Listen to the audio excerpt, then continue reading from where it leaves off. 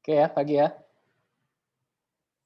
Sebelumnya saya mau disclaimer dulu ini, bahwa segala nama saham yang muncul di dalam materi ini bertujuan untuk studi kasus ya, untuk pembelajaran, bukan ajakan membeli atau menjual. Jadi, jika nanti ke depannya ada keuntungan maupun kerugian ya menjadi tanggung jawab masing-masing. Karena di sini sifatnya adalah untuk studi kasus, kita untuk belajar bersama-sama, dan saya pun juga di sini posisinya bukan untuk menggurui atau sok tahu ya, saya hanya sharing apa yang saya pelajari mengenai fundamental analysis menggunakan BBK Trading Tools. Oke, saya adalah Alex Kandar, saya punya usaha, jadi saya posisinya adalah sebagai investor retail. Saya sudah mendalami untuk di pasar modal ini, mendapatkan sertifikasi Registered Technical Analyst dari CSA Institute, lalu Certified Securities Analyst dari CSA Institute juga. Lalu saya mendapatkan license broker dealer representatif WPPE yang sudah terdaftar di OJK dan juga investment manager representatif terdaftar juga di OJK. Saya juga merupakan member dari Asosiasi Analisa Teknikal Indonesia, pemilik dari Spartan Trader Indonesia grup Telegram, dan juga menjadi sebagai volunteer mentor di BBK. Oke, itu sekilas mengenai saya. Kita akan masuk ke topik mengenai fundamental analysis. Saya akan coba share screen. Oke ya, kelihatan ya? Excel ya. Yes, bos. Oke, fundamental analysis. Fundamental analysis itu terbagi menjadi dua bagian ya, bukan dua bagian, maksudnya dua metode. Sorry.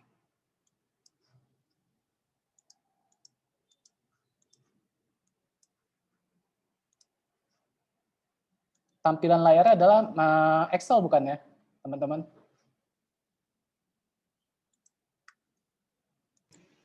Benar, Excel. Ya.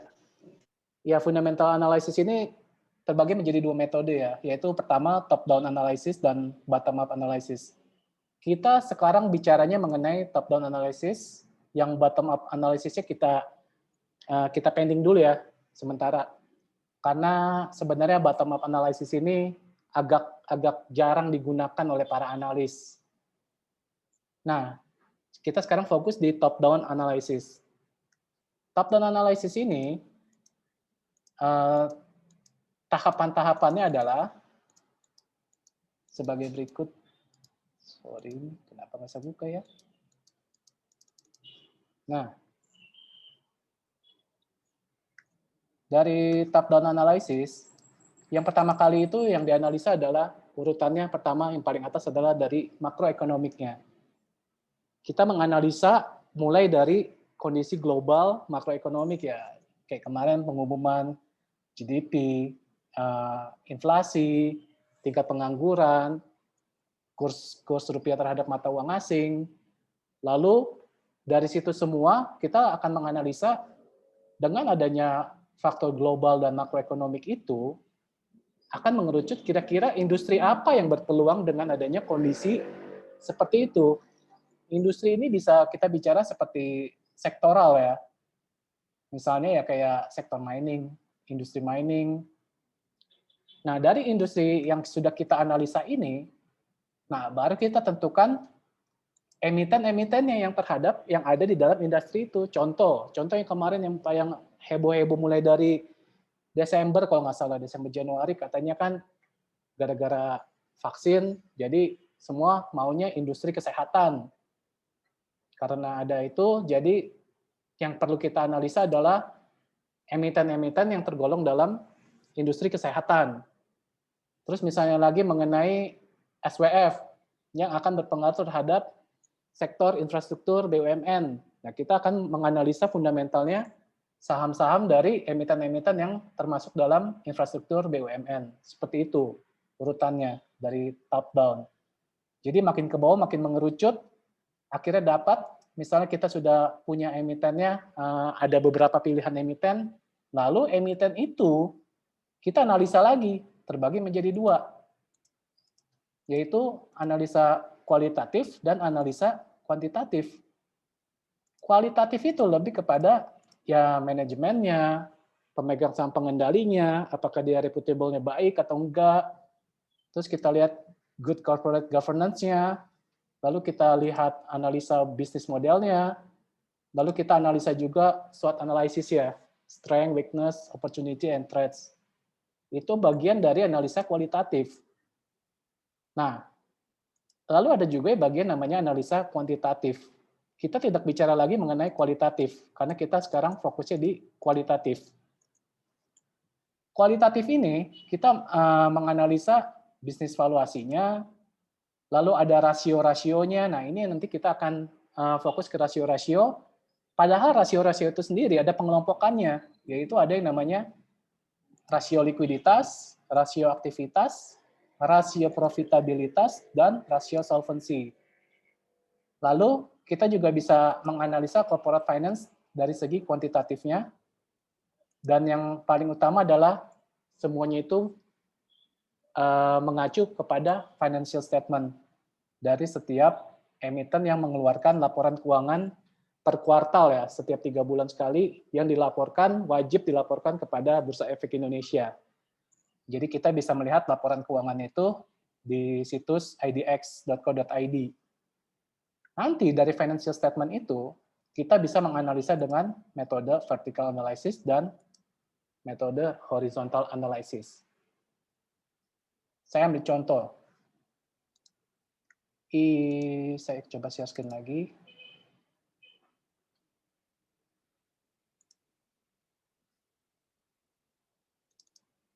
Nah, ini adalah salah satu contoh laporan keuangan yang saya download dari idx.co.id.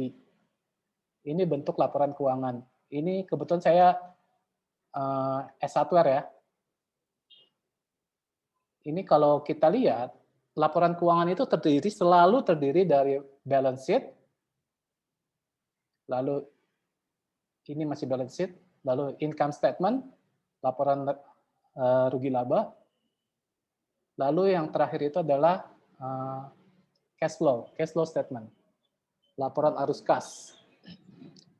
Ini dari ini sebenarnya ini kan ada detail ya. Kalau mau lihat lebih detail lagi, yang perlu diperhatikan adalah catatannya. Misalnya kita lihat penjualan ya, penjualan dari S1R.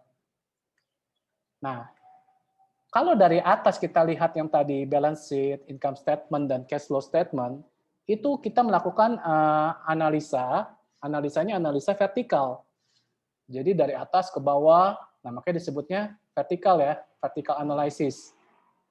Lalu horizontal itu adalah kita membandingkan dari kuarter-kuarter sebelumnya atau dari year on year. Itu namanya analisa horizontal. Makanya kenapa disusunnya di sini misalnya, saya perbesar. Makanya kenapa di sini selalu disandingkan dengan kuarter sebelumnya atau tahun sebelumnya. Ya ini analisa horizontal. Apakah ini melakukan ada peningkatan atau tidak. Ini kita melakukan analisa horizontal. Kalau kita lihat dari keseluruhan dari balance sheet ke income statement, lalu ke cash flow statement, itu kita melakukan analisa vertikal. Nah, kembali lagi contoh yang tadi soal penjualan. Lihat ya di sini ya. Penjualan di compare adalah dari 30 September 2020, ini kuartal ketiga ya, kuartal ketiga tahun 2020, karena kuartal keempatnya belum rilis, dibandingkannya dengan kuartal ketiga tahun 2019. Kalau dilihat jelas ya ada penurunan ya, karena ya wajar aja ya lagi pandemik ini. Nah, yang saya mau kasih lihat di sini adalah catatannya, notes-nya di sini. Dia kalau misalnya ada tulisan penjualan, kita kan lihat nominalnya doang langsung nih. Nah, ini ada catatan di nomor 25 dan 32, maksudnya adalah di sini adalah breakdown-nya. Breakdown-nya 25, 32. Ingetin ya, catatannya di nomor 25 dan 32. Kita scroll ke bawah, cari nomor 25 dan 32. Dia memberikan catatan.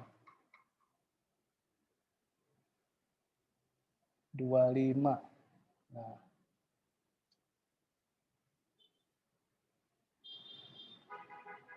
(25) dan 32. Nah ini, kita lihat ya. Di sini ada breakdown-nya nih. Oh, ternyata penjualan dari produk-produk perbaikan rumah senilai segini. Oh, ternyata penjualan dari produk gaya hidup senilai segini. Lalu ada penjualan produk permainan, karena S1 punya Toys Kingdom juga ya. Jadi semua breakdown-nya ada di sini, di catatan. Nggak mungkin semuanya dituangkan di atas tadi di laporan rugi laba. Oke, itu sekilas mengenai laporan keuangan ya, yang sebenarnya sudah dibahas oleh mentor Bos Diamond ya, minggu lalu. Nah, sekarang sebelum saya lanjut, saya mau coba lihat apakah ada pertanyaan. Oke, lanjut. Saya lanjut lagi ke Excel.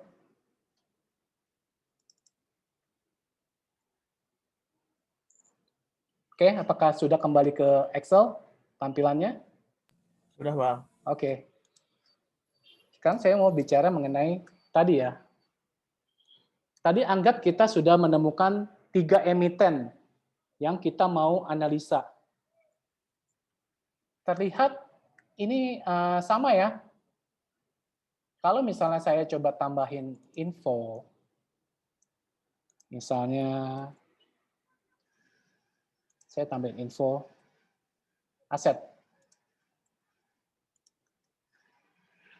Sama ya, perusahaan A, perusahaan B, perusahaan C, nilai asetnya 10 miliar, 10 M. Lalu ada informasi tambahan lagi adalah si perusahaan A ini punya 12 juta lembar saham dan harga saat ini adalah 1.050. Lalu kita melihat lagi perusahaan B, dia cuma punya 7,2 juta lembar saham dan harga saat ini 1.050 juga. Sama ya. Dan yang terakhir adalah perusahaan C. Dia punya 8,8 juta lembar saham, harganya sama di 1.050. Asetnya sama, 10M, 10M, 10M. Lalu kalau misalnya dilihat, mana sih sebenarnya yang oke gitu.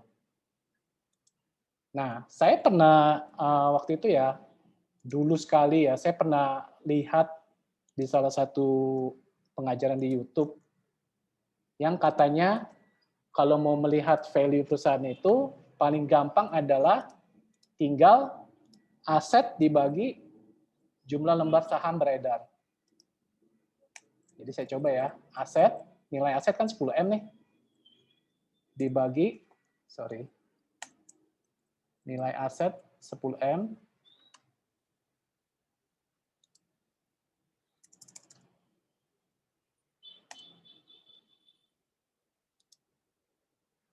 ini kenapa jadi begini? Dibagi jumlah lembar saham.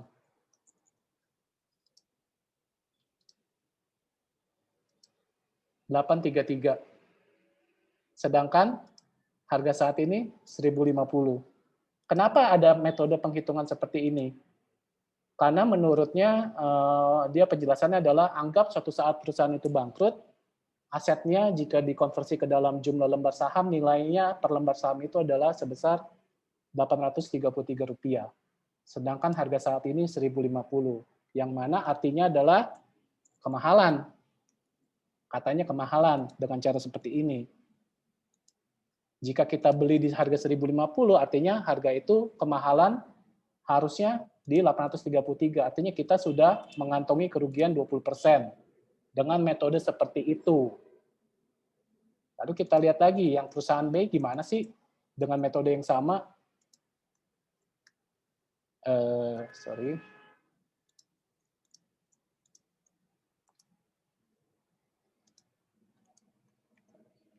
Ini ya.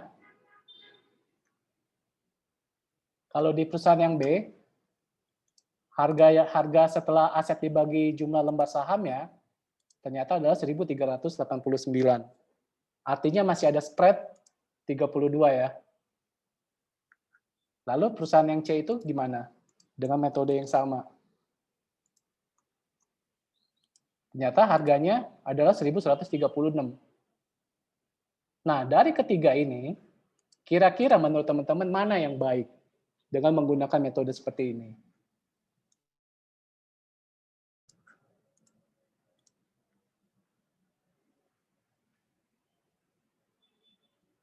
Ya. Makanya ini awal saya waktu itu belajar ya di YouTube ya, yang menurut saya tidak tepat ya cara seperti ini. Ingat ya, aset itu terdiri dari apa? Aset itu terdiri dari liabilitas dan ekuitas. Sekarang kita mendapatkan informasi tambahan lagi. Ini kan kita melihat, kita menilai ini hanya kulitnya aja. Jadi kurang tepat dengan metode seperti ini. Kita hanya melihat dari aset, padahal aset itu terdiri dari liability dan ekuitas. Kalau misalnya kita benar-benar perhatikan dari dia punya laporannya, kita melihat bahwa ternyata di perusahaan A ini liabilitasnya kecil, 20%, 80% ekuitas. Lalu kita lihat yang di perusahaannya B, hutangnya itu liabilitas ya, 70%, equity-nya itu modal 30%. Lalu kalau perusahaan C kita lihat, dia sama nih, 50% liability dan 50% equity. Dengan adanya tambahan informasi seperti ini aja, kita sudah bisa mulai melihat ya bahwa metode seperti itu kurang tepat yang tadi, yang hanya melihat aset dibagi jumlah lembar saham. Nah, sekarang kalau misalnya tadi laporan keuangannya kita bedah ya, ini saya sudah siapkan di sini. Nah, lihat ya, aset, ada aset, liability, equity. Nah, sekarang kalau misalnya saya kasih contoh ilustrasi bahwa aset itu terdiri dari current asset dan non-current asset. Current asset itu ya aset yang istilahnya liquid lah ya. Non-current asset itu yang tidak liquid atau yang jangka panjang, kayak sepertinya liability. Ini saya bisa buka lagi. Nah, current asset itu terdiri dari cash, account receivable. Account receivable itu kayak misalnya kita penjualan, tapi sudah terjadi penjualan, tapi kita belum terima uangnya. Jadi kayak semacam konsinyasi ya. Kita titip barang ke modern retail misalnya. Kita kan nggak, misalnya saya punya barang, saya punya produk, saya titip ke Carrefour atau ke kemana gitu, ke food hall. Saya titip barang saya laku, tapi kan saya nggak langsung dapat uangnya. Nah, itu disebutnya account receivable. Lalu inventory, stok produk ya, sama yang lain-lain. Nah, sedangkan untuk yang non-current asset, ini ada property, plant, and equipment. Jadi kayak misalnya gedung, properti, lalu ada intangible asset. Intangible asset ini adalah aset yang nilainya itu sebenarnya abstrak. Contoh kayak logo brand Pizza Hut nilainya berapa, yaitu intangible asset. Nah, ini saya masukin angka-angkanya ini. Saya coba masukin sebagai contoh. Nah, perusahaan A, dia punya cash-nya 3M. Lalu ada account receivable 500 juta, inventory-nya masih ada 1M, lain-lain 250 juta. Non-current asset-nya, yang mana kalau di totalnya itu dia adalah 10M. Sama ya, aset yang di sini ya. Yang kita bahas di sini, perusahaan A punya aset 10M. Ini totalnya. Pecahannya adalah seperti ini. Lalu kita lihat di liabilities-nya. Liabilities itu pun juga ada current liabilities dan non-current liabilities. Ini kalau dipecah lagi. Nah, begitupun sebaliknya. Kalau tadi account receivable, kita adalah barang yang sudah laku tapi kita belum terima uangnya. Sedangkan account payable adalah kita ngambil dari supplier, barangnya sudah dikirim ke kita, masuk ke gudang, tapi kita belum bayar di tempo. Nah, berarti artinya kita masih ada hutang yang belum kita bayar kepada supplier kita. Di situ disebutnya account payable. Lalu ada hutang bank. Nah, non-current liabilities ini hutang jangka panjang. Misalnya perusahaan A menerbitkan bonds ya, obligasi. Dia masuknya di non-current liabilities. Kita ambil contoh lagi angka-angkanya ya.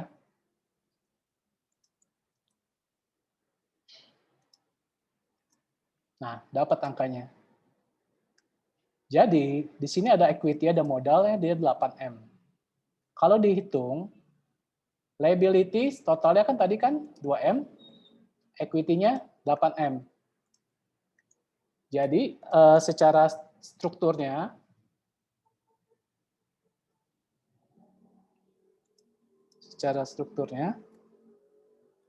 liability-nya 20%, sesuai ya. Equity-nya 80%, sesuai. Jadi ini balance, ini baru kita bicara balance sheet dari perusahaan A. Sama-sama asetnya 10M.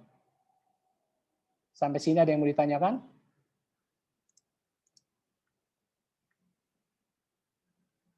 Ya, benar, modal dan utang. Lanjut ya. Sekarang ini adalah, saya sebutnya balance sheet ya.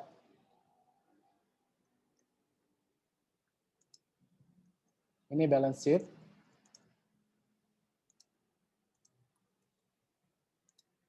Ini adalah totalnya dari 100% aset. Ini kita baru bicara balance sheet. Lalu kita berpindah ke income statement. Income statement itu ada revenue, omset ya. Lalu ada COGS, HPP, harga pokok penjualan.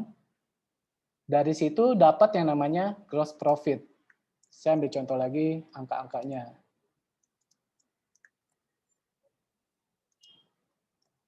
Misalnya dia adalah omsetnya dia 8,1M.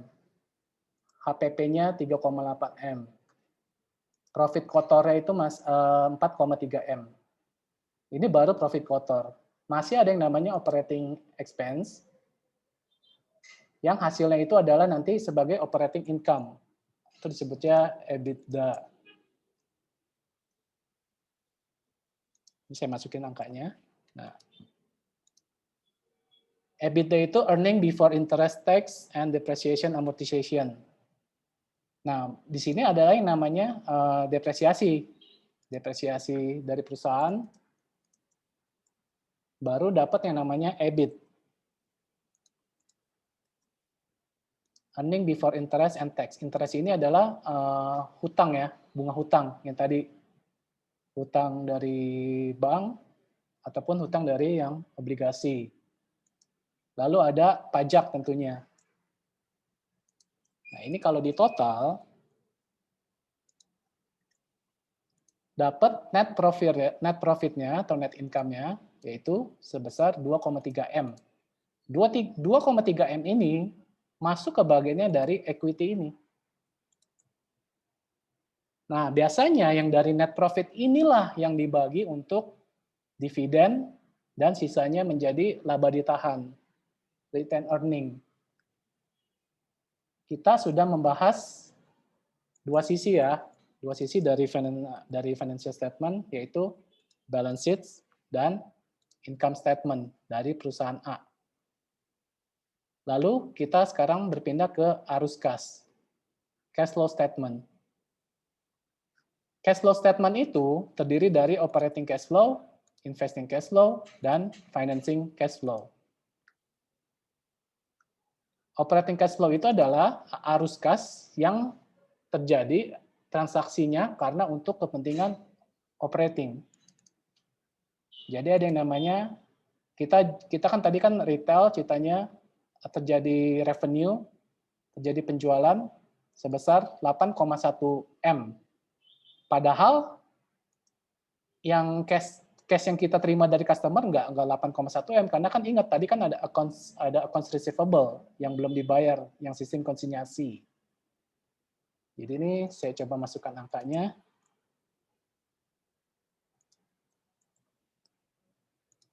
Nah, ini jadi dari revenue yang 8,1M, padahal kita terima cash-nya itu adalah 7,6M. Makanya di sini masuk di cash flow statement-nya adalah yang dalam bentuk cash-nya saja. Lalu terjadi pembayaran ke supplier. Jelas itu pakai uang kas. Pembayaran ke karyawan, pembayaran tax, pajak, dan pembayaran bunga. Jadi masih ada cash from operation-nya itu plus 5,2 M.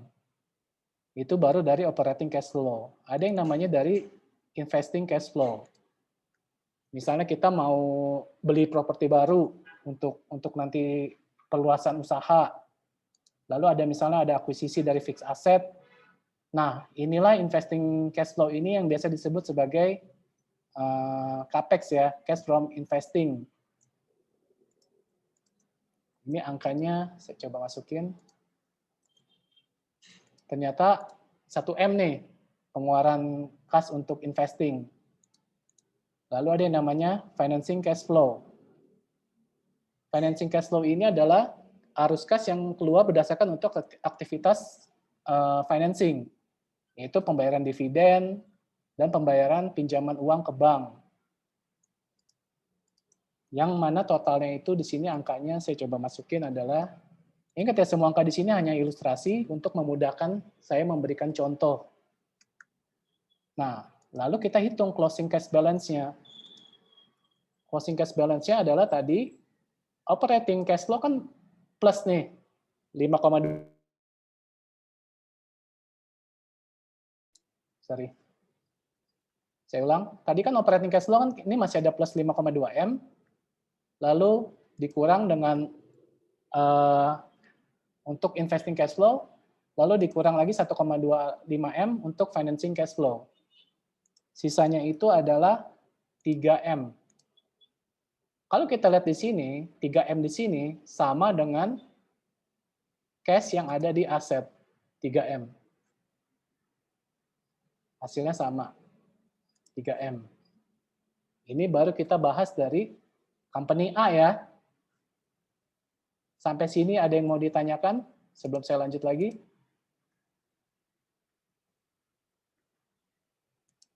Oke ya, lanjut ya. Untuk mempercepat, ini kan saya sudah kasih ilustrasi yang di company A. Yang di company B saya akan copy paste-kan angka-angkanya langsung ya.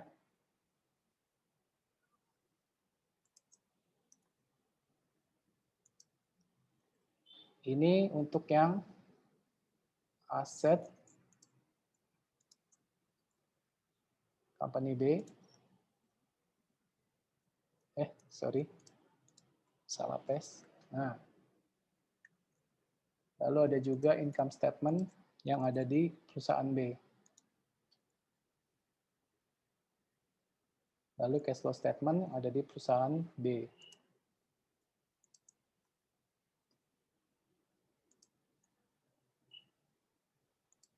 Oke. Ini perusahaan B. Sudah ada. Dan sekarang kita masukin angka-angka yang ada di perusahaan C.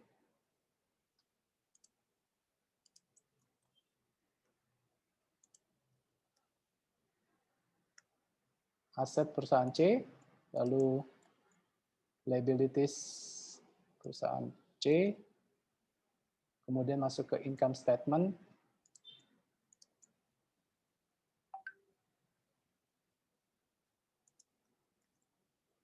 Sekarang masuk ke cash flow statement yang ada di perusahaan C.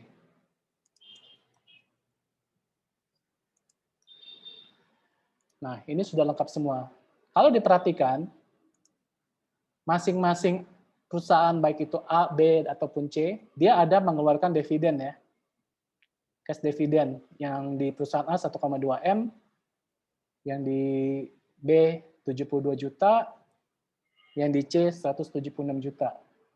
Jadi kita bisa hitung berapa harga dividennya yang diberikan. Perusahaan A itu memberikan dividen sebesar Rp100 per lembar. Sedangkan di perusahaan B memberikan dividen Rp10 per lembar. Yang C memberikan dividen Rp20 per lembar. Dari sini kita bisa hitung sebenarnya Berapa sih dividen yield-nya? Dividen yield itu adalah nilai dividen dibagi current price-nya, harga saat ini. Jadi dividen yield di perusahaan A ini adalah sebesar 9,52%. Lalu dividen yield perusahaan B itu nggak nyampe 1%, 0,95%. Sedangkan untuk yang di perusahaan C, dividen yield-nya 1,9%. Di sini udah bisa melihat ya, udah mulai melihat ya. Oke, saya melihat kolom chat. Kita belum bicara mengenai harga wajar ya. Ini saya masih memberikan pemahaman dasar sih. Melakukan ekspansi benar, masuk ke dalam investing. Disebutnya CAPEX itu, capital expenditure. Dividen dapat dari mana? Dividen ya tergantung kebijakan perusahaan. Yang tadi ya saya jelasin ya. Ini kan income statement kan laporan rugi laba. Biasanya perusahaan, dia kalau misalnya ada profit, ya terserah kebijakan nanti mereka pada saat melakukan RUPS, memutuskan mau bagi dividen atau tidak. Kan ada perusahaan yang untung, tapi tidak diberikan dividen karena untuk melakukan ekspansi perusahaan dari keuntungan yang didapat itu. Nah, ini kan saya memberikan contoh, si perusahaan ini, perusahaan yang A, dia profitnya 2,3 M, dia memberikan dividen sebesar 1,2 M. Artinya sisanya, sisa keuntungannya itu dipakai untuk ditahan, laba ditahan. Kemungkinan ya untuk ekspansi usaha. Nah, itu biasanya mereka tuangkan dalam bentuk PUBEX ya, public expose, atau di annual report-nya. Mereka melakukan apa sih yang akan mereka lakukan di tahun-tahun mendatang dengan keuntungan yang diperoleh.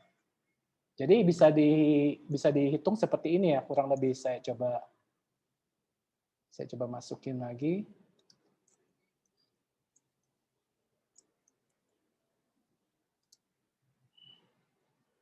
Nah, seperti ini.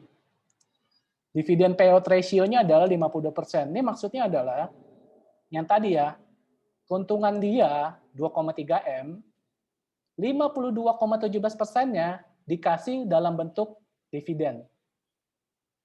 Jadi nggak semuanya nih. Ini kan net profit anggap 100%-nya keuntungan, tapi hanya 52%-nya dibagi dalam bentuk dividen. Sisanya yang 47 sekian persen itu retain earning, laba ditahan. Yaitu entah untuk ekspansi ataupun cadangan kas dan lain-lain. Tadi ya perusahaan A kasih cash dividen Rp100, dividen yield-nya berarti 9,52%. Sedangkan yang perusahaan B, ini juga bisa dihitung. Dividen payout ratio-nya hanya 25% ya, kurang lebih ya nih pembulatan. Dari untung yang 288 juta si perusahaan B, dia hanya kasih 25%-nya untuk dividen. Sisanya 75% mungkin ditahan ya, laba ditahan. Karena ingat ya, hutangnya itu besar ya di perusahaan B ini. 70% liabilities. Nah, sedangkan yang di perusahaan C,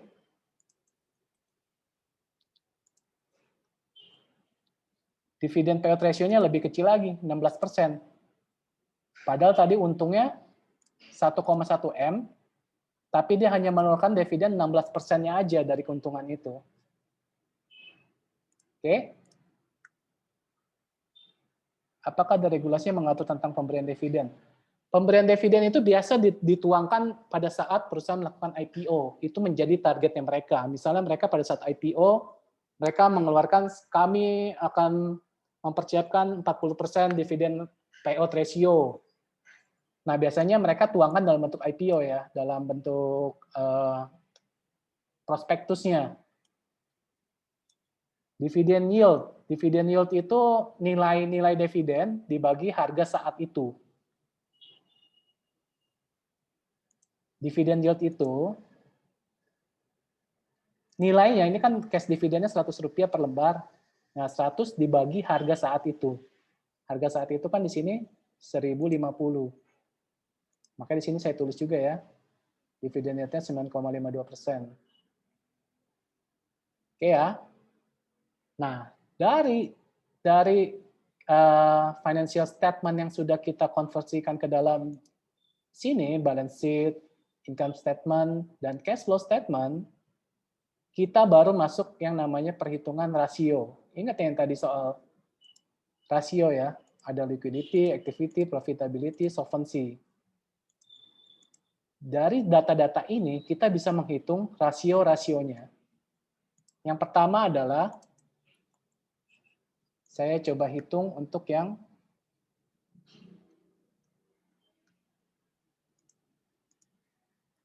revenue per share, atau RPS. Revenue per share itu revenue, omset ya. Ini revenue kan udah ada nih kita nih, revenue-nya 8,1 M. Dibagi jumlah saham beredar. Dapat angka 677. Revenue per share. Lalu kita juga bisa hitung earning per share. Net income dibagi outstanding shares. Net income-nya tadi kan udah dapet kan di sini, net profit nih, dibagi jumlah saham beredar. Dapat angka 192. Lalu kita juga bisa menghitung book value per share, BVPS. Equity dibagi outstanding shares. Equity-nya kan tadi udah ada di sini. Equity dibagi jumlah saham beredar. Dapat angka 667. Lalu kita juga bisa hitung operating cash flow per shares. Tadi kan kita sudah dapat ya, operating cash flow-nya berapa di sini? 5,2 M dibagi jumlah saham beredar. Dapat angka 435. Lalu kita juga bisa menghitung operating profit margin-nya. Operating income dibagi revenue. Jadi sebenarnya dengan total revenue yang 8,1 M ini, ternyata operating income-nya itu adalah, operating profit margin-nya adalah 34,77%. Semakin tinggi, ya jelasnya semakin bagus ya. Lalu ada yang namanya net profit margin. Net profit margin. Net income dibagi revenue. Net income-nya sudah ada di sini, 2,3 M, dibagi total revenue ini, 8,1 M. Dapatlah 28,31%. Lalu ada yang namanya return on equity. Net income dibagi equity. Semua datanya sudah ada di atas. Jadi sebenarnya ini semua bisa dihitung. 28,75% return on equity-nya. Lalu kita juga bisa menghitung return on asset. Net income dibagi aset. Net income tadi ada di sini, aset ada di atas. 10 M ya.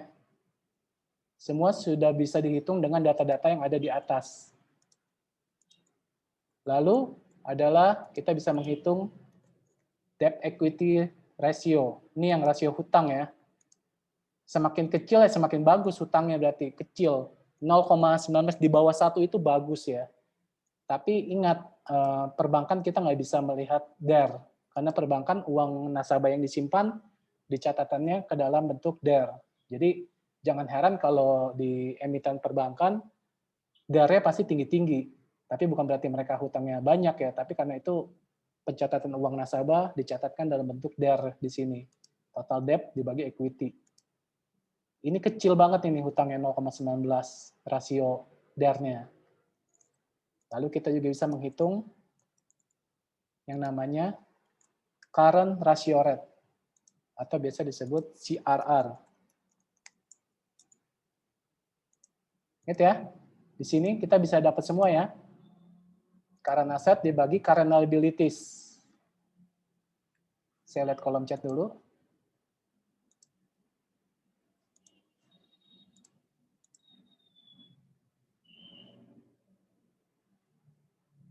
Nah, ini pertanyaan ini saya udah pasti tahu sih.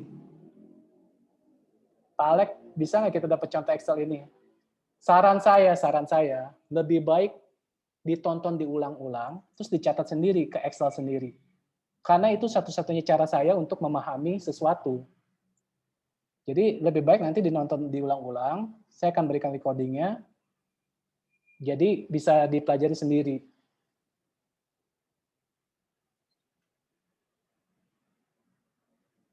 Oke, makasih Pak Jono udah bantu jawab. Nah, ini kan kita sudah dapat rasio-rasionya, begitupun kita bisa menghitung rasio-rasio ini di perusahaan B dan C. Untuk mempersingkat waktu, saya hanya copy-paste aja yang ada di perusahaan B. Lalu saya juga copy-paste yang ada di perusahaan C.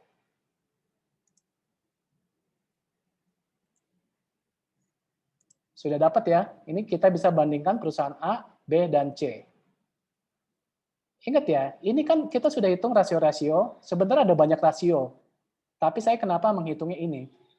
Revenue per share, earning per share, book value per share, operating cash flow, OCFPS, operating profit margin, net profit margin, return on equity, return on asset, DER, sama current ratio rate. Oke. Saya akan lanjut ke saya sharing di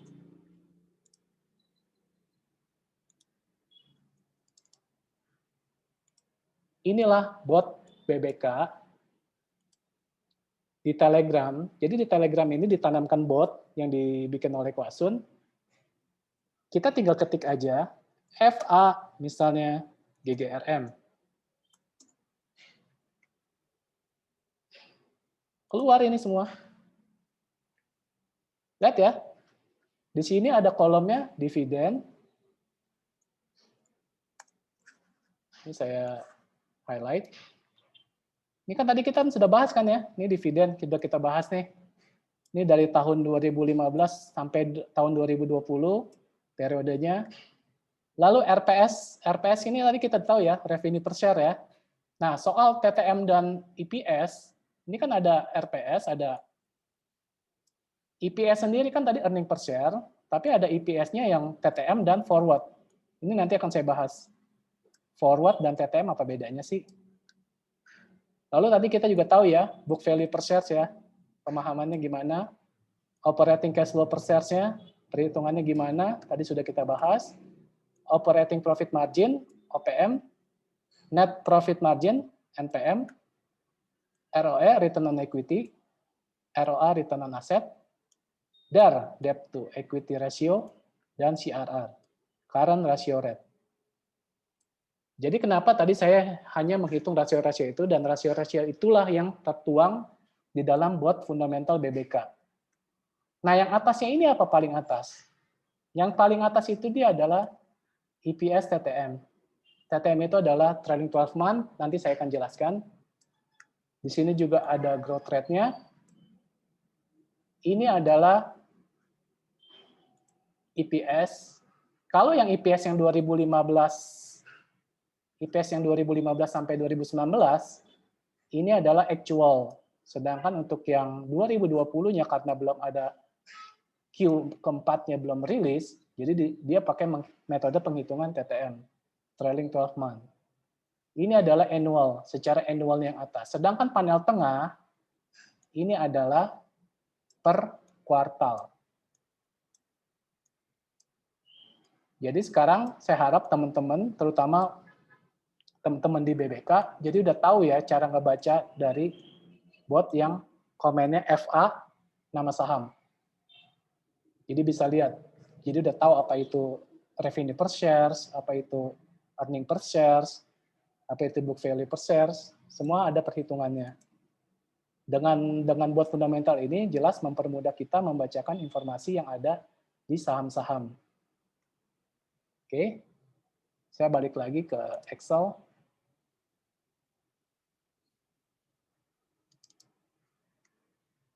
Balik lagi ke Excel sini.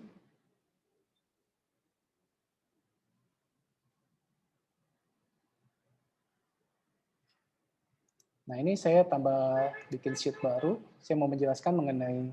Oh ya, sebelumnya ada yang mau ditanyakan? Saya lihat kolom chat. Ya, forward sama TTM ya, saya akan jelaskan ya. Ini saya coba hilang.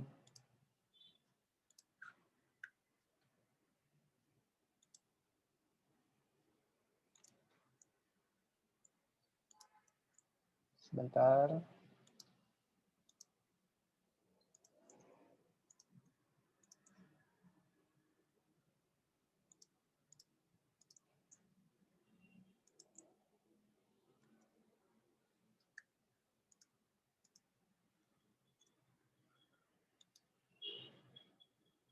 Nah, jadi berantakan.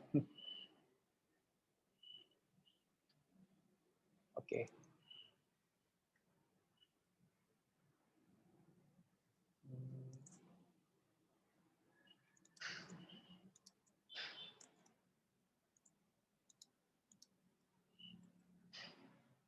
Sorry.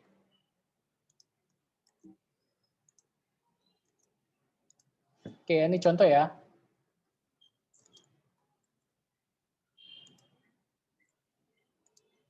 Ini tahun 2018, tahun 2019, dan tahun 2020. Kan laporan keuangan keluar kan per kuartal ya, per 3 bulan ya, kuartal 1, kuartal 2, kuartal 3, kuartal 4 di tahun 2018. Lalu ada kuartal 1, kuartal 2, kuartal 3, kuartal 4 di tahun 2019. Dan di tahun 2020 ada kuartal 1, kuartal 2, kuartal 3. Yang sebagian besar semua emiten belum kumpulin untuk yang kuartal keempatnya tahun 2020. Jadi, saya coba memberikan informasi yang berdasarkan yang mereka rilis ada di idx.co.id. Kita lihat, saya mencatat tadi adalah EPS-nya ya, ingat ya, earning per share-nya. Saya catat per kuartal, dapatlah info seperti ini. Per kuartalnya, kuartal 1 di 2018, EPS-nya adalah 58,81, EPS kuartal 2 tahun 2018 adalah 62,91, dan seterusnya. Sampai kuartal 4 belum ada ya. Jadi belum ada ya, karena belum ada, saya menggunakan metode trailing 12 month. Contoh ya, ini yang di atas ini kan annual. 261,14 ini adalah total jumlah dari ini, kuartal 1 hingga kuartal 4. Kalau misalnya saya kasih warna, ini adalah penjumlahan dari ini. Nah, sedangkan ini juga jumlahnya dari, misalnya ini adalah jumlah dari ini. Nah, saya mau kasih tahu metode trailing 12 month itu adalah, ini angkanya, dia tuh minjam dari kuartal sebelumnya, si kuartal 4 tahun 2019. Jadi kuartal 1, kuartal 2, kuartal 3 2020 ditambah kuartal keempat minjem dari 2019 punya. Jadi ini kalau misalnya saya kasih warna, nah ini dari sini nih angkanya nih. Ini adalah metode TTM, trailing 12 month. Jadi angka ini dia minjem. Nah, sebenarnya ini oke dipakai untuk misalnya perusahaan-perusahaan retail kayak Matahari Department Store ya. Dia kan biasa bisa jadi dia penjualan banyaknya itu di kuartal keempat misalnya, menjelang akhir tahun, Natal. Jadi ini metode trailing 12 month ini bisa dipakai untuk seperti itu. Jadi dia menggambarkan dia seolah-olah kuartal keempatnya itu nanti kurang lebih seperti kuartal 4 tahun lalu punya. Makanya disebutnya trailing 12 month. Jadi tetap jumlahnya itu 4 kuartal. Cuma bedanya adalah kuartal keempatnya dia minjem berdasarkan data kuartal 4 tahun lalu punya. Itulah disebut TTM ya, trailing 12 month. Nah, sekarang apa bedanya sama yang forward EPS? Saya balik lagi ya untuk merefresh. Saya balik lagi ke sini.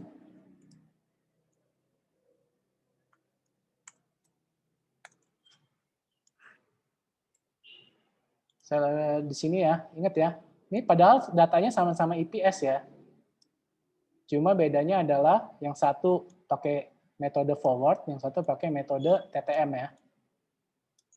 Yang tadi saya sudah jelaskan metode TTM, sekarang saya coba menjelaskan mengenai forward.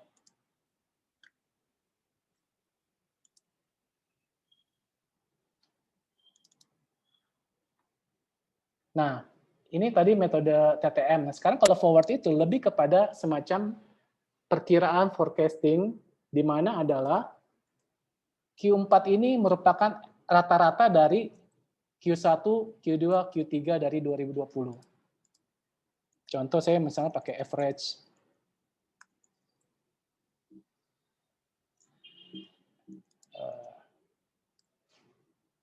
Average dari Q1 dan hingga Q3.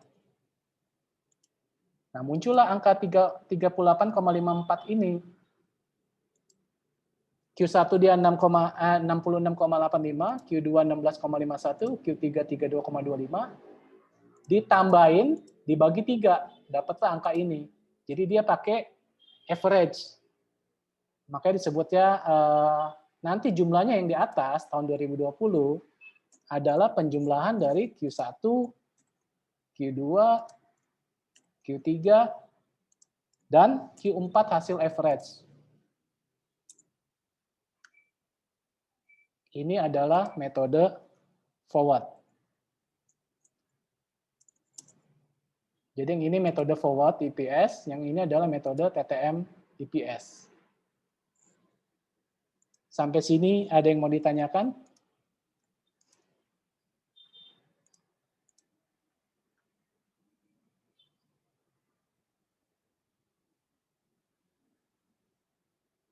Suatu pesan masih tahap pengembangan usaha.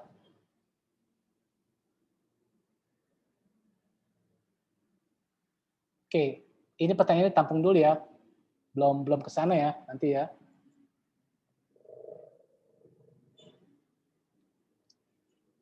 Nah, untuk bicara mengenai TTM forward ini cocok atau tidak di tahun pandemi, sebenarnya pandemi ini memang bisa dibilang force major ya. Mungkin kejadiannya bisa 10 tahun sekali atau 20 tahun sekali, kita nggak tahu. Jadi, menurut saya 2020 ini kurang tepat kalau misalnya kita untuk bertanya seperti itu, karena ini memang kejadian luar biasa ya.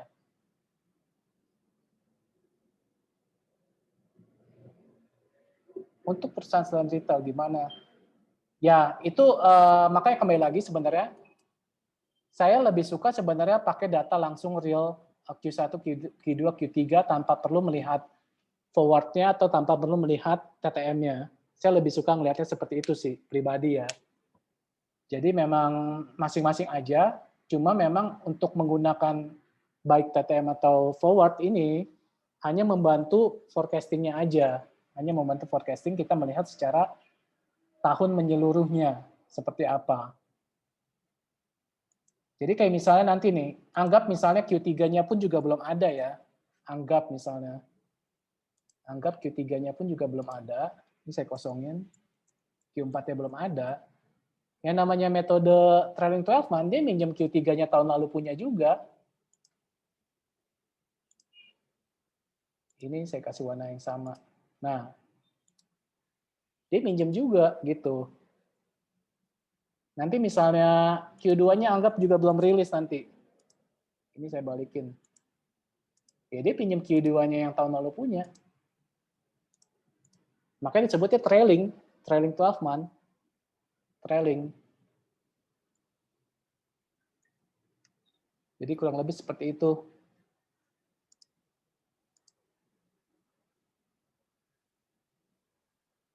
Yaitu penggunaannya. Penggunaannya itu memang yang TTM itu lebih kepada retail ya. Kalau forward itu dia menggunakan nilai average aja yang sebenarnya juga menurut saya agak kurang tepat ya. Makanya kalau saya pribadi, pandangan saya pribadi, saya tidak menggunakan TTM ataupun tidak melihat forward. Saya lebih melihat ya realnya langsung Q1, Q2, Q3-nya aja gitu. Jadi kita bisa membandingkan antara quarter on quarter atau kita bisa membandingkannya year on year-nya. Nah, sebelum itu, ini saya pertanyaan-pertanyaan ini saya tampung dulu ya. saya akan lanjutkan lagi karena nanti saling berhubungan juga sih. Jadi yang saya lakukan ini 2018, 2019, 2020 nilainya adalah nilai dari EPS-nya ya, earning per shares-nya ya. Sekarang saya mau lanjut lagi mengenai historical data statistik. Saya akan coba lihat dari yang namanya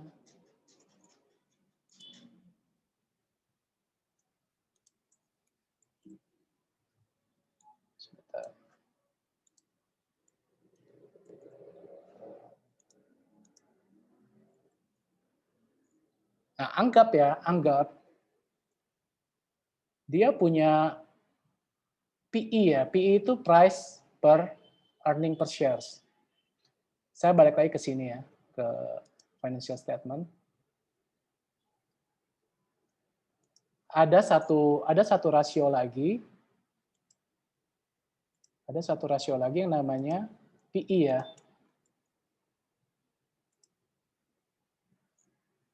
Ini yang B sama C-nya udah saya copy paste ya. Nah, PE ini adalah harga saat ini dibagi EPS-nya. EPS kan tadi kita sudah dapat di sini nih.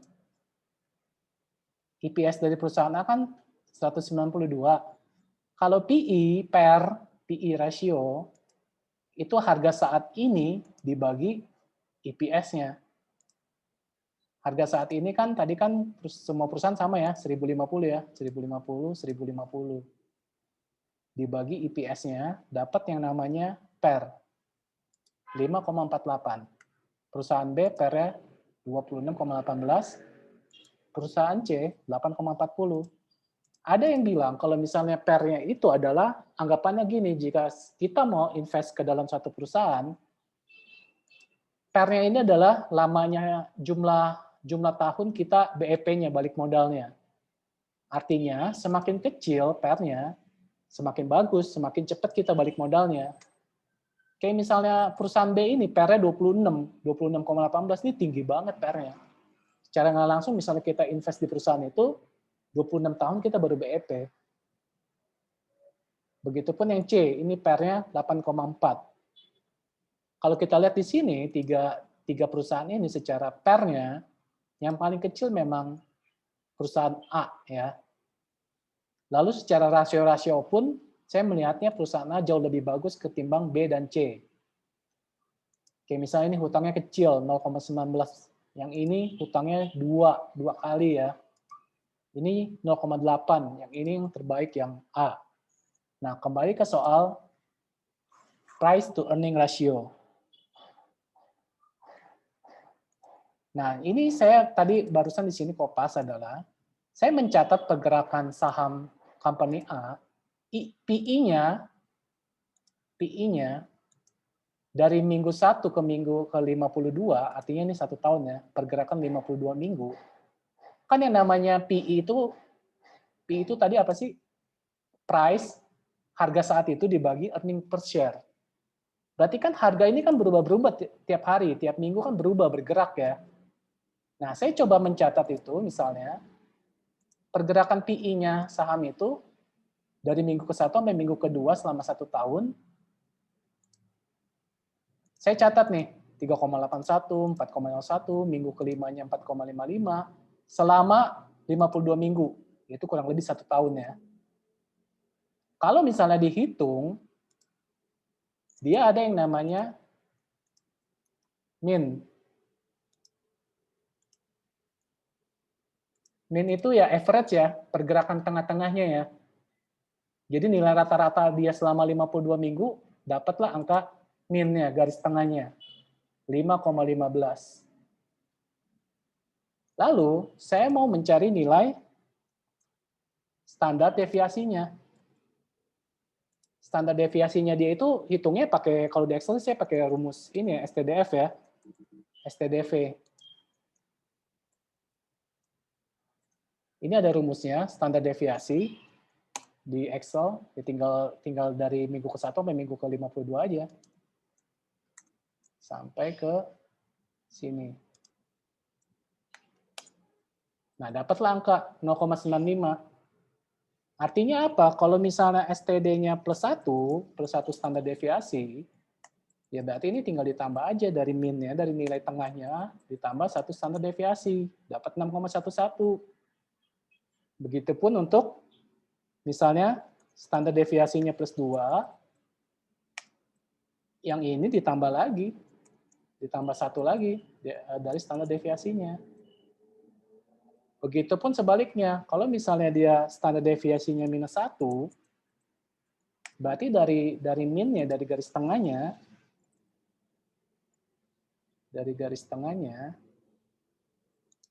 dikurang standar deviasinya. Kalau standar deviasinya minus 2, dikurang lagi. Nah, ini sebenarnya contoh statistik. Saya coba kasih lihat dalam bentuk gambar ya. Sorry.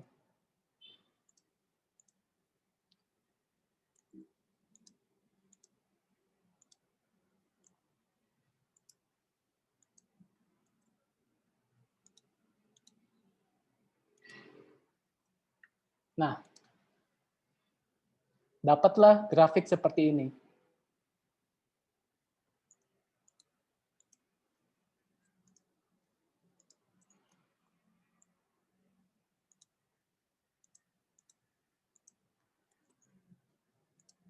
Ini ya, min-nya itu adalah 5,15 garis tengah ya. Ini garis tengahnya nih, yang warna orange. Garis putus-putus yang magenta, dia ada di plus 1 standar deviasinya.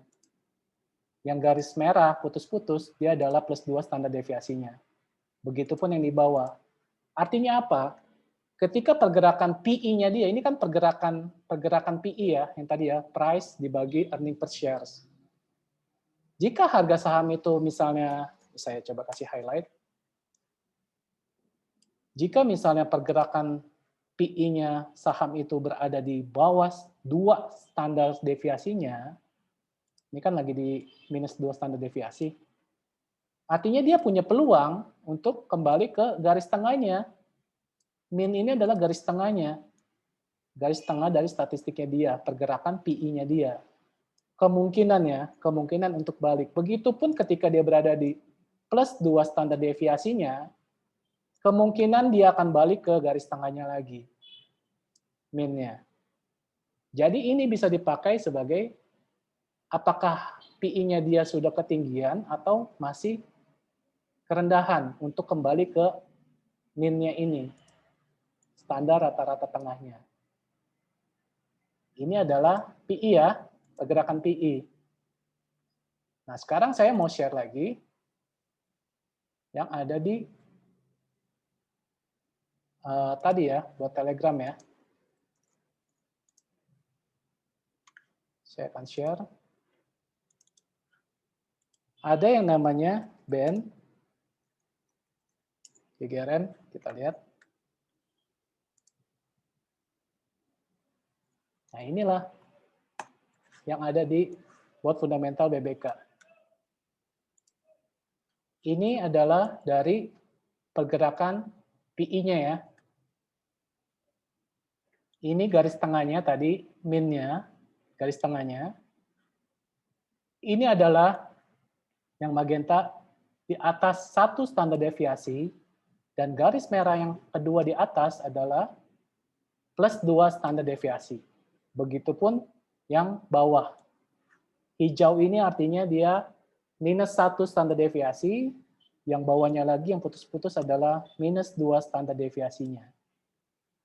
Artinya lagi, tadi kembali ke soal probabilitas kemungkinan bahwa secara statistik historicalnya, harga misalnya gudang garam ini, dia di bawah dari garis tengah min-nya, rata-rata standarnya. Begitupun ketika dia tadinya ada di atas, ini harganya udah ketinggian, dia suatu saat bisa kembali ke garis tengahnya. Tapi kembali lagi, ini pun juga tidak bisa sebagai patokan ya. Di sini saya lagi mencoba menjelaskan untuk apa sih itu cara membaca dari yang ada di bot chart fundamental BBK ini. Ini kan tadi kan berdasarkan PE ya. Nah, ada juga yang berdasarkan PBV-nya, yaitu kita coba ketik band 2 GGRM.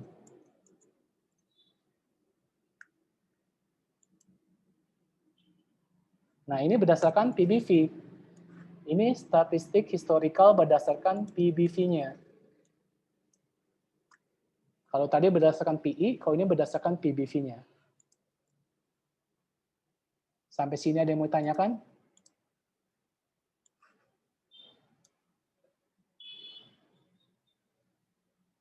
Data PI, ya data PI itu sebenarnya kita kalau mau rajin nyatetin bisa aja secara manual. Tapi maksudnya kita ada bot canggih yang ada di BBK, yang data-datanya sudah ada, ya tinggal request doang. Nggak perlu catat-catat manual. Saya coba menjelaskan secara manualnya adalah konsep dasar, basic pemikiran bagaimana cara membaca chartnya itu, yaitu berdasarkan itu gitu. Ini contoh study case ya.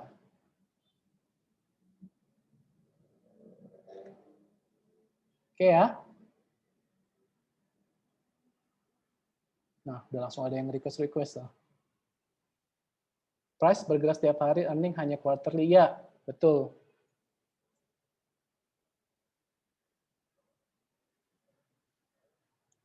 Oke ya, sampai sini saya coba lanjut lagi ya.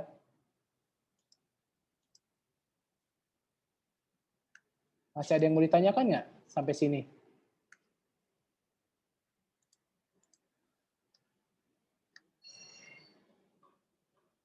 Oke, nanti ya. Itu nanti. Langsung contoh kasus sebentar ya. Ini masih belum. Ini kita baru ngebahas 3 request doang ya tadi ya. FA, tadi kita sudah ngebahas mengenai comment request-nya FA, nama saham. Lalu kita sudah belajar mengenai band, nama saham. Lalu kita juga ada yang namanya band 2 nama saham. Jadi kita minimal 3 chart itu yang utama kita sudah bisa baca ya caranya gimana. Nah, ada yang namanya di sini all FA nama saham. Ini sebenarnya penggabungan antara FA dan tadi yang PI ini berarti band ya. FA dan band ini digabung jadi satu. Jadi nggak perlu nge-request 2 kali, kita bisa lihat tergantung kenyamanan masing-masing mau ngeliatnya gimana. Mau dipisah atau digabung. Ini semua kelihatan di sini. Oke. Nah, sekarang sebenarnya ada, kita kan tadi udah tahu ya, ini saya balikin lagi ke ini ya, ke Excel.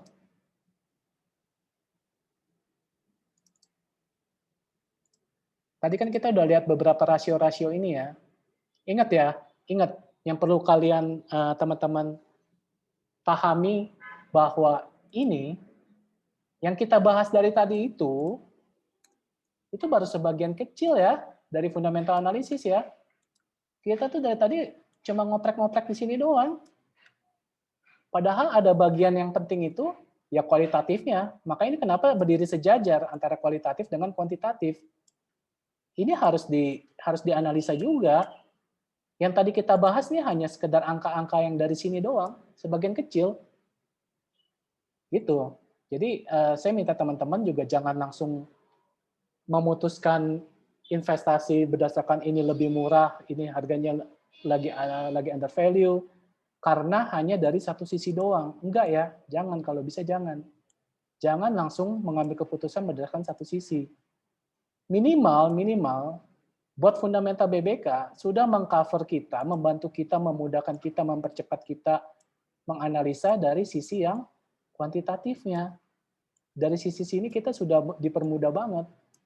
Selebihnya untuk yang sisinya yang kualitatifnya, ya kita bisa ini ya, explore sendiri gitu. Nah, satu hal lagi yang saya mau kasih tahu. Tadi ada teman ya, Pak Jono, teman saya juga, dia juga bilang mengenai kita harus mengcompare, selain mengcompare, sebelum mengcompare ke perusahaan-perusahaan emiten per emitennya, kita juga harus mengcompare dari sisi industrinya ya. Apakah PI-nya di-compare berdasarkan industrinya sudah oke atau belum? Nah, di sisi ini pun BBK sudah mengcovernya ya, saya coba kasih lihat ya. Saya balik lagi ke Telegram. Kemarin udah dibantu sama Bro Adi ya, teknisi BBK, sekaligus mentor. Nah, ini contohnya. Saya bisa melihat misalnya sektor mining, PBV sektor mining. Ini adalah compare, perbandingan di industri sektor mining. Mana sih yang PBV-nya bagus dan return on asset-nya tinggi. PBV itu tadi kita udah tahu ya, price to book value ya. Jadi price to book value-nya kita bisa lihat, bisa compare di sini. Ini berdasarkan industrinya. Ini yang PBV ya, PBV sektoral. Ada juga yang namanya per sektoral. Coba saya cari.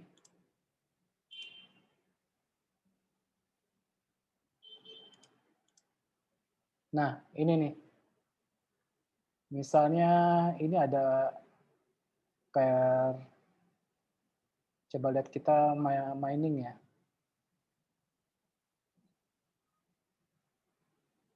Agri kita lihat. Sorry. Basic industry. Ini sektor basic industry. Price to earning ratio PER ya. Ingat ya tadi ya. PER itu kan semakin kecil ya, semakin bagus ya. Yang tadi saya ilustrasikan ibaratnya udah kayak titik BEP-nya kita berapa tahun gitu. Nah, ini average-nya, ini ada average industrinya, di basic industry average-nya ada di sini. Artinya kalau misalnya PER-nya saham-saham yang ada di bawah average-nya, itu sebenarnya bagus ya, bisa dibilang murah. Terus cari, ini kan dari sisi, tadi kan dari sisi PER-nya, dan di bawah ini adalah dari sisi return on equity-nya. Return on equity, net income dibagi equity ya, berarti semakin tinggi semakin bagus. Artinya kita cari saham-saham yang di bawah rata-rata dan semakin tinggi ROE-nya. Ya contohnya di sini ya, saya ngelihatnya kayak si Cepin ya. Cepin, dia di bawah rata-rata. Ini yang di bawah rata-rata ini ada segini banyak. Cuma yang semakin tinggi ROE-nya, saya lihat di sini Cepin doang. Jadi secara sektoral basic industry, lihat dari PER dan ROE-nya, di compare, Cepin ini paling oke di antara yang lainnya.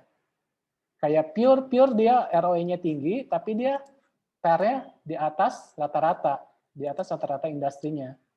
Pure ini secara ROE-nya tinggi, lebih tinggi dari Cepin, tapi dia PER-nya di atas rata-rata.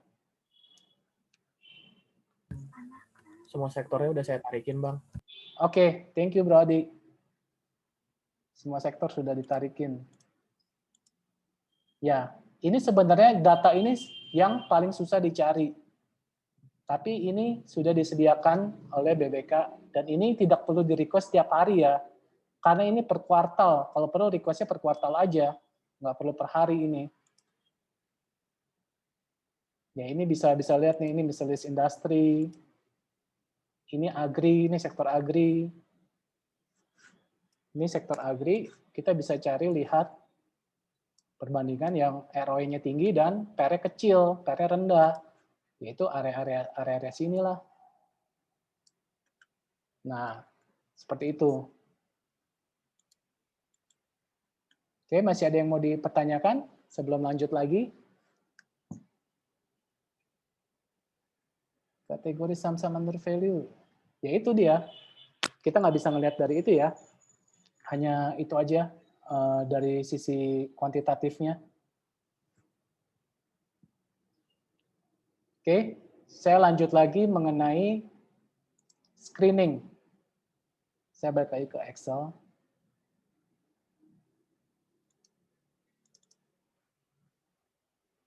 Oke, udah kelihatan ya? Ini saya memberikan catatan kecil. Ini adalah, sorry saya perbesar. Ini adalah screening-screening yang disediakan oleh Kwasun buat fundamental BBK. Kita bisa screening show PBV1. Pengelompokannya adalah seperti ini. Kita bisa show PBV1 sampai PBV6. Saya kasih lihat ya. Contohnya. Show PBV1. Show PBV1.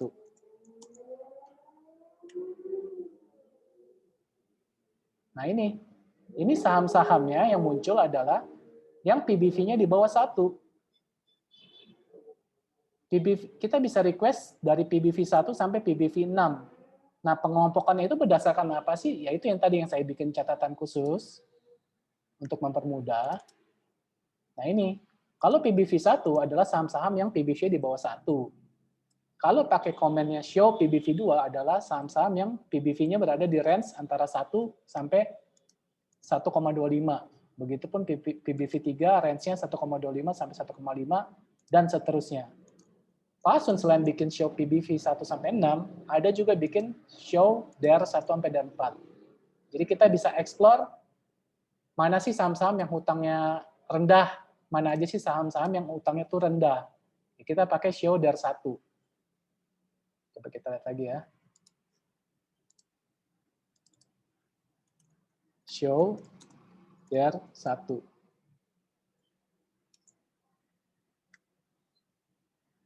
Nah inilah saham-saham yang hutang-hutangnya kecil ya.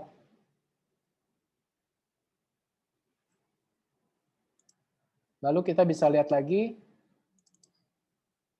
ada yang namanya show per. Jadi kita bisa melihat saham-saham yang PI-nya itu yang kecil-kecil, yang rendah-rendah ya. Kita kan tadi kan udah belajar ya. Per itu cari yang paling rendah. Kita bisa explore mana aja sih yang saham-saham yang per itu masih rendah di bawah 5. Show per 1. Kita lihat lagi. Show per 1. Kita lihat. Ini ada AISA, BMTR, NRG, Panin, PNLF, dan Sril. Ini yang saham-sahamnya masih rendah-rendah ya pernya ya. Jadi dengan adanya screening ini kita bisa lebih mempercepat ya. Nah, saya sekarang balik lagi ke Excel lagi.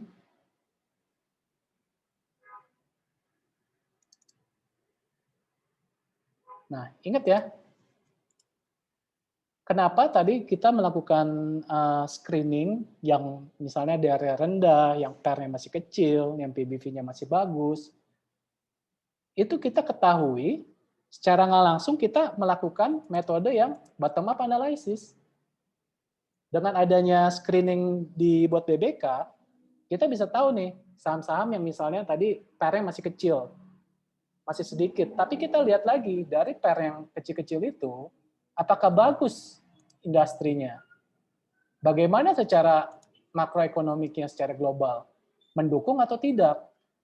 Jadi udah paham ya bedanya antara top down dengan bottom up. Jadi dengan adanya buat fundamental BBK, itu ngebantu kita dengan menggunakan metode bottom up analysis. Jadi kita awali dengan screening dulu mana aja sih yang misalnya PER kecil, kayak tadi ya contohnya, saya balik lagi ke Telegram. Contohnya nih, yang show PER 1, saham-saham yang PER-nya masih di bawah 5 tadi ya, PER yang nilainya 0 sampai 5.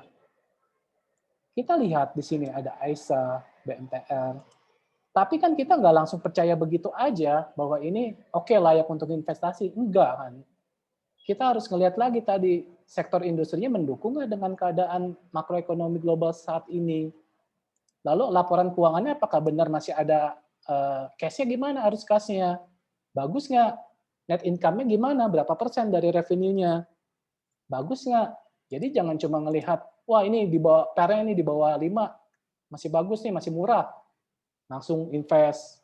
Enggak ya, enggak gitu ya. Jadi tetap ini adalah membantu kita screening untuk menggunakan analisa bottom up. Jadi saya harap di sini teman-teman udah paham bedanya top down dengan bottom up. Jadi bisa ngebantu banget kita untuk menganalisa. Oke, balik lagi ke Excel. Nah, selain ada show pair juga ada show ROE-nya, return on equity. Sama, ini juga ada ROE 1 sampai 4. Kalau satu itu cari return on equity-nya di bawah 5 sampai yang keempat itu adalah di atas 15 return on equity. Kita coba lihat ya ROE 1.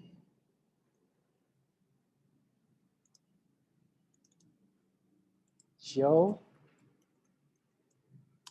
ROE 1. Nah, ini yang return on equity-nya muncul nih, yang di bawah 5.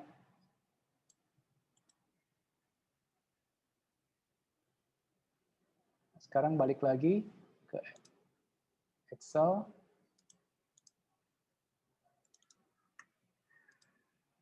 Nah, selain itu juga, Kosin juga bikin ada yang namanya show PBV pair. Ini sudah mulai menggunakan 2 variabel nih. Tadi kan satu variabel aja nih. PBV doang, DER doang, PI doang, ROE doang. Nah, di sini Kosin udah mulai bikin pakai 2 variabel, yaitu PBV yang di bawah 1 dan PI yang di bawah 5. Ini ada yang namanya show PBV pair. Ada yang namanya PBV pair 2, PBV pair 3. Kita coba lihat yang PBV pair ya. Show PBV pair.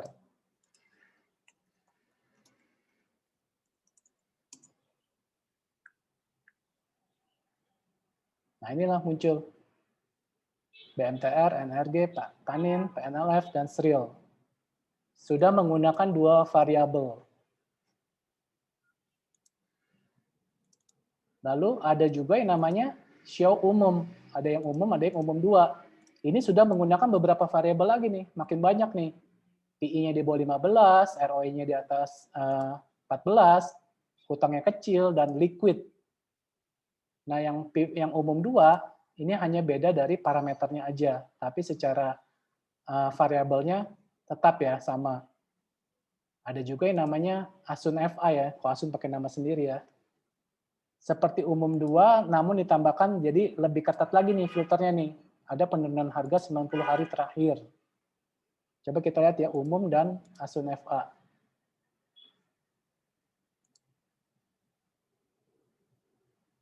Umum dan Asun. Show umum.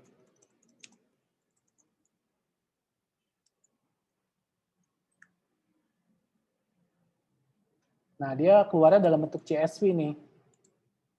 Ini mesti dibuka pakai Excel ataupun CSV Viewer. Ini saya bacain aja ya. Ada Hexa, Link, PTBA, SMSM. Kriterianya tadi saya sudah jelaskan. Coba kita lihat yang show Asun FA.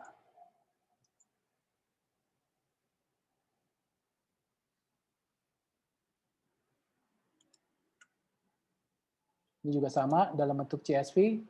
Saya coba bacain. Oh, kosong. Ternyata kosong. Namun yang saya ingin tekankan bahwa kriterianya yang terpenting ya. Jadi ketika teman-teman nanti nge-request, udah tahu kriterianya apa aja sih yang ada di situ.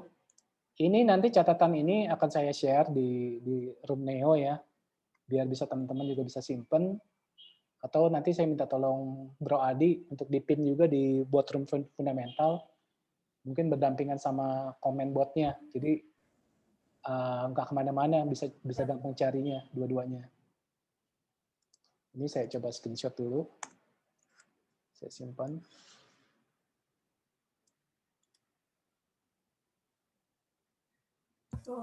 Boleh Bang Alex nanti di ini. Siap. Ini kasih.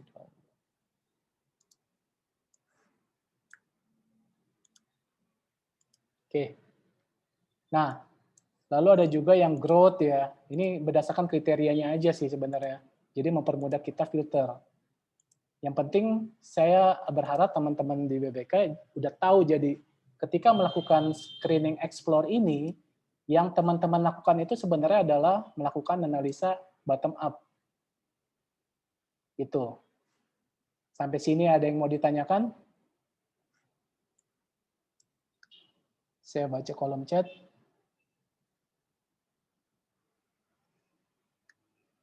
Kalau kondisi tadi saya lebih suka lihat karena personal relevan. Ya. Kriteria sektornya nanti diupdate. Nah, itu minta tolong dari teknisi ya, bagian tim teknisi ya. Cuma memang secara apa ya? Kemarin juga dijelaskan sama mentor Veara ya. Kayak misalnya yang kemarin cacingologi juga harus ada penyesuaian historical datanya juga, nggak bisa serta-merta langsung diganti sektoral gitu aja. DBVO, request Pak Paul. Ya, itu ditampung silakan silakan tim teknisi yang eksekusi. Oke ya.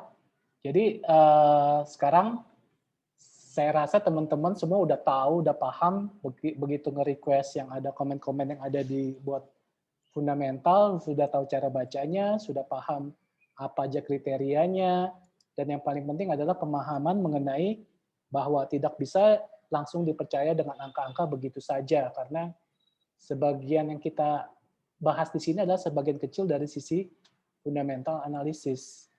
Jadi masih banyak lagi yang harus dikerjakan untuk dieksplor lebih jauh lagi, gitu.